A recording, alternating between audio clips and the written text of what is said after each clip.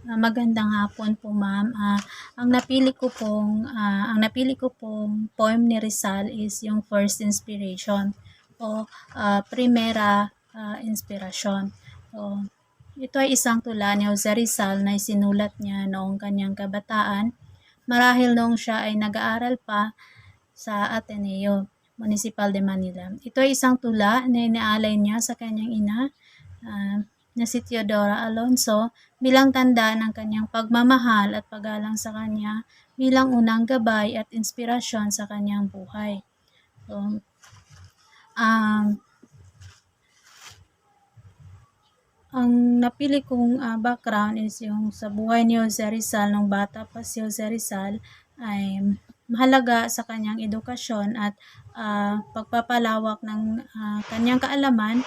Sa murang edad pa lamang, nakitaan na siya ng katalinuhan at malaki ang naging impluwensya ng kanyang ina sa kanyang pagunlad bilang manunulat at intelektual. Tinuruan siya ni Teodora ng pagbabasa at pagdarasal, at siya rin ang unang nagtanim ng malalim na pag-ibig sa kultura at wika at kalayaan. So, naiguhit ko ang isang babae at ang isang batang lalaki na sumasalamin kay Ginang Teodora at kay Batang Jose Rizal. Then, ang tula din ito ay napapakita din ng masidhing damdamin ni Jose Rizal para sa kanyang ina at pamilya. So, kilala si Teodora bilang isang mabait at matalino ring babae na nagbigay ng malaking inspirasyon kay Rizal sa maraming aspeto ng kanyang buhay.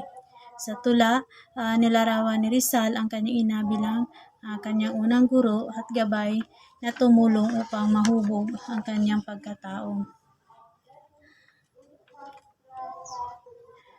Ang tula din ito ay parang konteksto din siya ng panahon, isinulat sa panahon ng kolonyal na pamumuno ng mga Espanyol sa Pilipinas.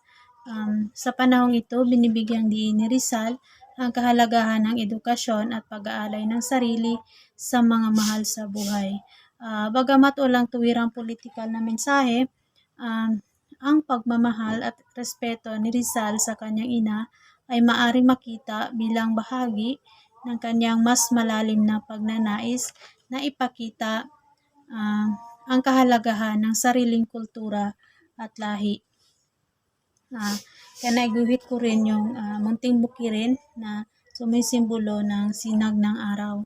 Then, sa kabuuan, ang First Inspiration ay isa sa mga halimbawa ng tula ni Rizal na napapakita ng kanyang damdamin, makatao at ang kanyang pagbigay halaga sa pamilya at inspirasyon ng mga pagkabata.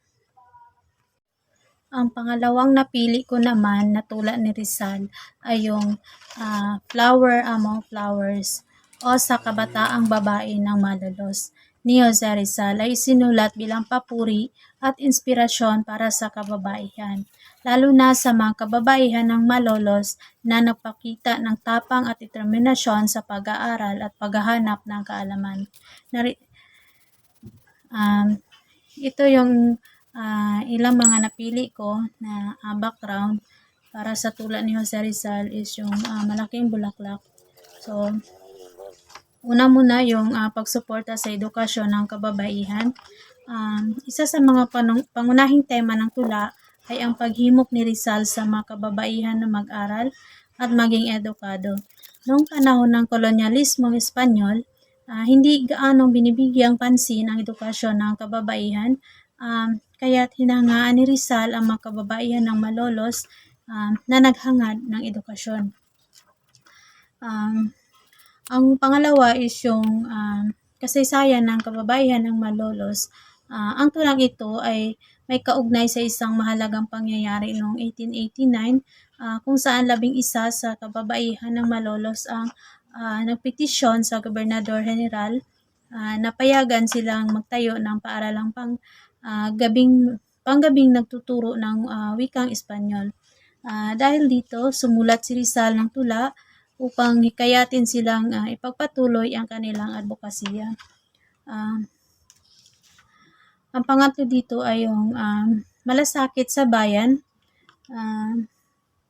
So, hindi lamang para sa sarili ang edukasyon na sinusuportahan ni Rizal, kundi para rin sa bayan. Nais niyang iparating na ang kababaihan ay may mahalagang papel sa pagbabago ng lipunan. Sa pamamagitan ng kaalaman at edukasyon, ang pang-apat dito ay yung inspirasyon at pagtuturo sa kabataan. Pinapakita sa tula ang pag-asa ni Rizal na ang kababaihan bilang mga ina, guro, at tagapagturo ng susunod na henerasyon ay may malaking ambag sa paghuhubog ng kabataan. Ang edukadong kababaihan ay inaasahang magpapalaki ng edukadong mamamayan. Yung patriarchal na lipunan sa ilalim ng kolonyal na pamahalaan, ang lipunan ay patuloy na pinamumunuan ng mga lalaki at maraming kababaihan ang walang kakayahan o kalayaang mag-aral. Itinaguyod ni Rizal sa tula ang pagkapantay-pantay ng kasarian sa edukasyon, isang radikal na ideya noong panahon niya. Sa kabuuan, ang tula ay isang panawagan para sa kababaihan na magpursige sa edukasyon at ipakita ang kanilang kakayahan sa kabila ng mga hamon na patriarkal at kolonyal sa lipunan. So, kaya naiguhit ko yung malaking bulaklak at yung isang bata na nag-aaral sa harap na nagbabasa sa harap ng watawat ng Pilipinas. So, dahil ito yung sumasalamin sa mga kababaihan ngayon na talagang bumubukadkad sila ang mga kababaihan ngayon. So, hindi kagaya noon. Kaya yun ang napili ko. At saka yung malayang pag-aaral. Ang pangatlo na aking napili mula sa tula na gawa ni Rizal ay ang sa aking mga kabata ay isang tula na isinulat ni Jose Rizal noong siya ay bata pa. Kung saan ipinapahayag niya ang kahalagahan ng pagmamahal sa sariling wika. Binigyan din niya ng tula na ng isang tao ay nagmamahal sa kanyang sariling wika ay malaya at nagpapakita ng tunay na pagmamahal sa kanyang bansa. Sa pamamagitan ng paggamit ng sariling wika ay pinapakita rin ang ating dignidad bilang isang tao at bilang bahagi ng ating lipunan. Ang tula ay isang paalala na ang wika ay may mahalagang papel sa pagkakakilanlan ng isang lahi, kung saan hindi pinapahalagahan ang sariling wika, mawawala ang kalayaan at kasarinlan ng bayan. Ang aking likhang biswal ay nagpapakita ng isang batang Pilipino na humarap sa isang puno na sumisimbolo sa ating kultura at pagkakakilanlan. Ang mga letra ng alpabetong Pilipino sa mga dahon ay nagpapakita ng kahalagahan ng wika sa ating buhay.